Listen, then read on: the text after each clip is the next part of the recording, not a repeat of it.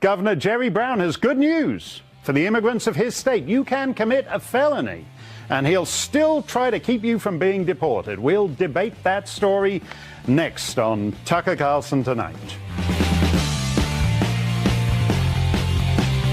For his constituents, non-citizens don't just have rights here in the US, they may have more rights than you do. Just before Christmas, Brown pardoned 2 immigrants scheduled to be deported for committing felonies here in the US. One of the 2 men was a gang member convicted of an illegal weapons charge. Brown's hope is that the pardons will allow both immigrants to stay in America. Evidently, he believes they will greatly strengthen America. Jose Magana is an attorney and immigration advocate. He joins us. Jose, this is a strategy by guys like you to use gubernatorial pardons to do an end run around the deportation process, correct? Well, Mark, I think there's a little bit of confusion. We may be looking at 2 different versions of the Constitution because mine actually has the 10th Amendment in it. And under the 10th Amendment, governors are expected to regulate their state's criminal justice system, including pardons. These individuals went through an incredibly rigorous and stringent process to be eligible for these pardons, including 10 years of being crime-free, obtaining a certificate of rehabilitation, and paying their debt to society. Well, wait a minute before we get to that, because in 20 years, from 1991, Arnold Schwarzenegger, Gray Davis, and Pete Wilson pardoned a grand total between them of 15 criminals, 15 pardons. That's 3/4 of a pardon per year. In 6 years, Governor Brown has done, I think it's up around 1,500 pardons. So clearly, the nature of a presidential pardon and the 10th Amendment and the power of the pardon is changing. And to go back to my question, that's because you guys have figured that the immigration lobby, the illegal immigration lobby, has figured this is a great way to do an end run around the national government's power to deport.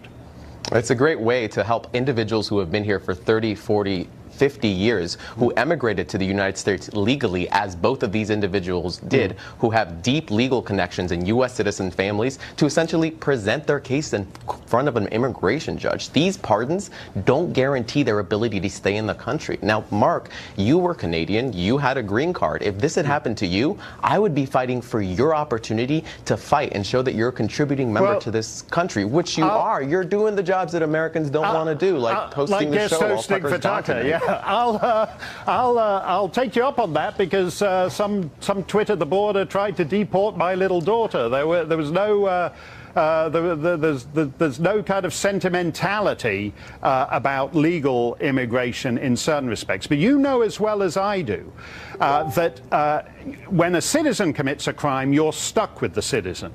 When a non-citizen commits a crime, he is at risk of deportation. So why is the immigration lobby so eager not even to deport criminals? If you want to change people's minds on immigration, wouldn't it help to actually show a willingness to deport gang members with the kind of conviction that one of these pardon recipients has? Well, generally, this administration isn't even prioritizing gang members and criminal aliens. Most of the people that it's going after are little girls with cerebral palsy in Texas, dreamers that get too close to the border, women seeking protective orders in courthouses. So when you say that conservatives are arguing for the deportation of criminals and other similar individuals, that's not even what this administration is doing. It's simply waving gang affiliation as a magic wand to try to turn America against the broader immigrant population.